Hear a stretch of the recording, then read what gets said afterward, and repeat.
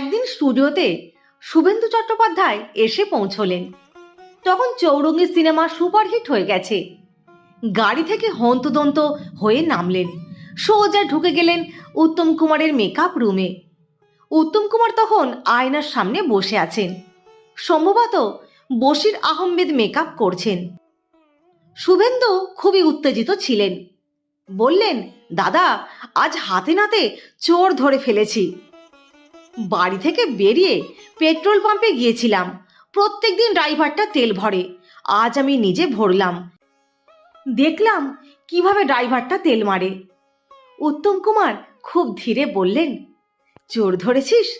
আর তোর নিজের বক্স অফিসটা যে চুরি হয়ে গেল, তার কি হবে? শুভেন্দু চট্টোপাধ্যায় তো অবাক। উত্তম কুমার বললেন, তুই যে পেট্রোল পাম্পে নেমে সবার সামনে দাঁড়িয়ে তেল তুললি, ওখানকার সবাই তোকে দেখলো,